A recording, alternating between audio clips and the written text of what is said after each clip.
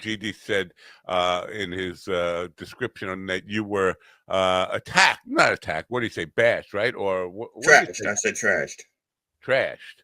I said he was trashed like us by Right. those other podcast By the pages. other pod now, is it the same one that trashed us? Do you know? Is that same garbage guy? The Blind Mike Project trashed both of Fine, us, and fine. I think Carl Hamburger. What is that? Is that podcast? I think it's That's called. who are these garbage podcasts? Right. Yeah. All right. So, do you know? Did you know about this, or did you find out by like a fan who had listened? How did you Oh, find of out? course. I got sources. I got sources. I got moles. I got people everywhere. I got them all, but Blind Mike, but believe it or not, I'm cool with them. What basically it stemmed from, it was basically a misunderstanding over a booking on his podcast. It's some missed lines of communication. It was straightened out. I'm cool with them. Who are these podcasts? Is basically just like an Opie and Anthony ripoff, and Yeah. Opie and Anthony is basically just like a low grade version of the Howard Stern show. yeah. And so it's basically like a ripoff of a low grade version of probably one of the greatest like radio shows of all time, like one of the greatest like morning show hosts of all time.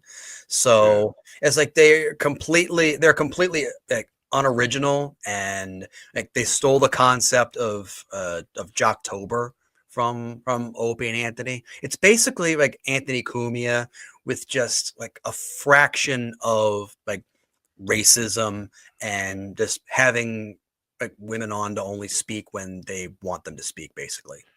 How did they find you? Did you have? Because I know, I think what you just said is pretty accurate.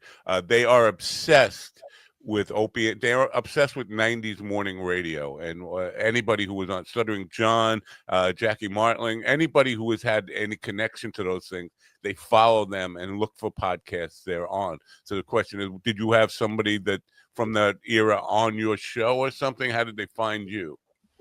No, I mean, it's when you've been doing this as long as me, like you tend to get your share of haters and trolls, and 90% of them are garbage, and then you have the 10%, which are the podcasts that go after you, and then which are just outright shit. So it's basically like word of mouth.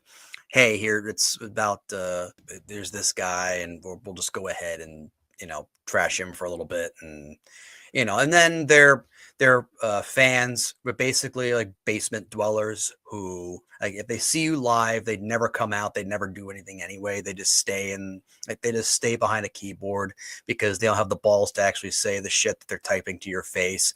And it's basically like 3 or 4 of them that troll you. So it's not that much. Did you disagree with everything? I could hook you up.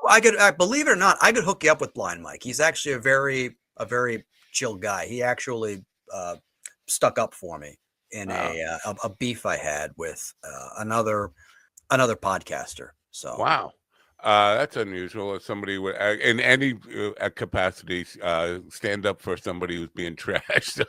Generally, the norm is for people to pile on. Pile on. We don't even know the guy, but let's just pile on. Yeah, if I'm piling on someone, or if I'm going after someone, I've got a pretty good reason to do it.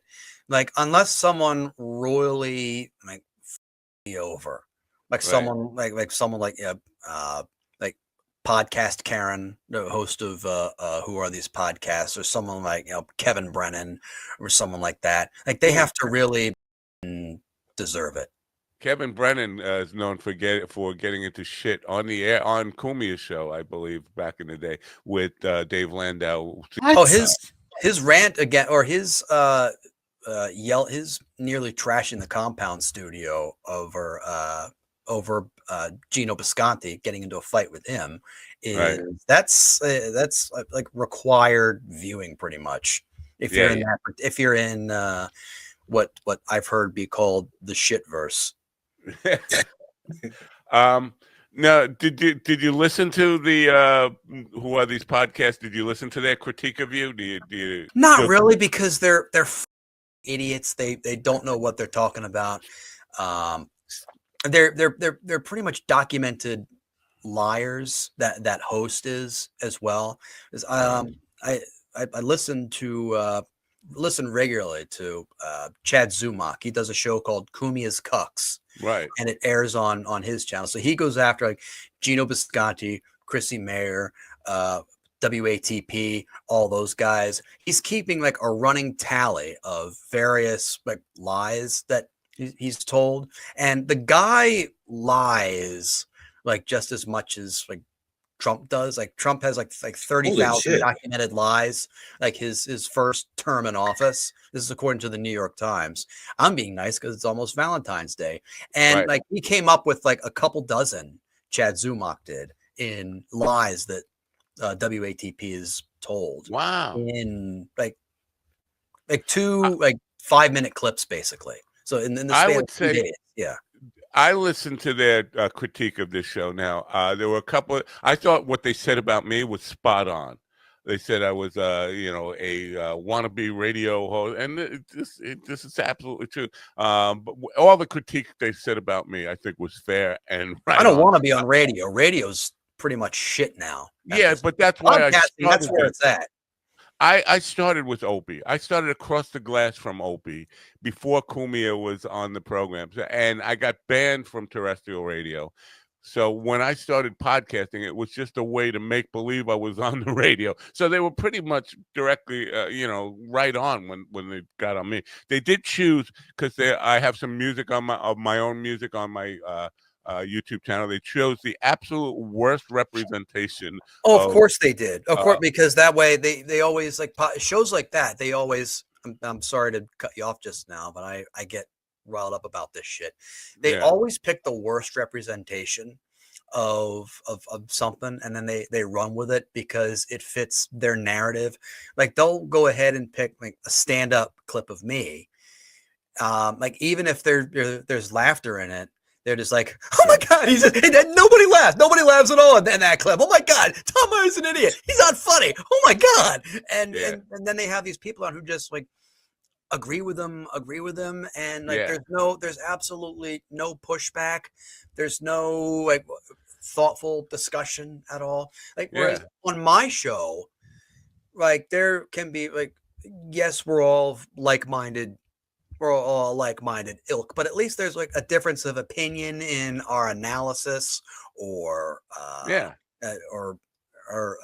how the way we look at a particular issue. But who are these podcasts? Have none of it. It's shit. Like I said, it is a really bad Opie and Anthony knockoff, and Opie and Anthony is just like a shitty version of Howard Stern. He's the GOAT in my mind, and still is. Well, again, I started with Opie, and we were both called Howard Stern wannabes by the parent company. He was on WBAB, I was on WGBB and NYG, which were both sister stations, AM stations of WBAB, but the program directors both labeled us as Howard Stern wannabes. I think they were accurate in Opie's case, not in my case. I didn't want to be Howard Stern. I was very open that I was a Don Imus wannabe. But that being said, well, Don Imus, like a lot of, like I think after Don Imus got fired by one station, I think they said, oh, he was the original shock jock, and like, well, not really. The reason he started doing that was because this was because he did mornings at WNBC. And Stern went to WNBC from DC 101. Stern was an afternoon guy, and Stern was the guy who started all the shock jock stuff. That became popular. Imus saw that happened, and that was what got Imus to be like the original like morning shock jock, if you want to go ahead and Stern leaves WNBC. Well, he's got fired from WNBC, went over to K-Rock, and then that's when his that's sort of accurate. What you just said is pretty accurate, but what I would say is Stern opened the window to hard R-rated radio, where Imus all along in the early 70s, he was doing stuff that was in the 1970s considered shocking. I mean, he'd call women up and, "Are you naked? What are you wearing, baby?" That kind of stuff. And that was considered like raunchy radio. How it's a whole other level. Stern was hard R rated. Imus just dropped hard R's. So there's a huge difference there. See, I thought it was funny is when they made fun of me, they really played it safe. Like they only showed the one clip of me that wasn't in the wheelchair. They picked the shittiest joke. I got picked by some financial guy who was doing this contest with comedians who could come up with the funniest joke with finance headlines. It was a really shitty gig. I won $50 from it. It was a shitty joke, and that's the only video they played. And they just based everything on that. And I'm just like, you guys really dug for that, didn't you? Because like that's like, if you look at all of my social media, it's the farthest thing down on all of the lists. You know, so well, and everything, like, wow. Like everything they do is, from what I understand, I could be wrong about this. Like everything they do is rehearsed. Like they give people the clips to review ahead of time, and then like they come up with their own jokes for them. So wow. they make it sound like it's all spur of the moment, but like really, it's I wouldn't be surprised if they said, "Okay, guys, here's what you say right here. This is how you do this, and this is we come in and all this." Like basically, all of the stuff that they accuse me of doing, they do. Like not being funny. That's pretty much it.